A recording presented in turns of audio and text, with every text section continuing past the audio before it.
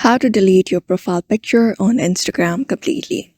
Hi everyone, if you want to remove your profile picture on Instagram and leave it blank, in this tutorial we will show you how we can do it step by step, so let's just dive right into the video. First of all, go ahead and launch the Instagram app on your phone and log in into your account if you're not already. Then you're going to go ahead and tap on your profile icon at the bottom right of your screen. After that, you can find your profile here. On your profile page, you can find this option called Edit Profile. Just go ahead and tap on Edit Profile, and you will see option like Edit Picture Avatar.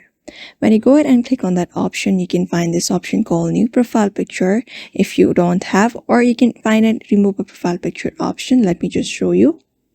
Something like this.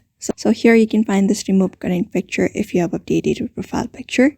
Just go ahead and completely remove it, and there you go. You won't have any profile picture after that.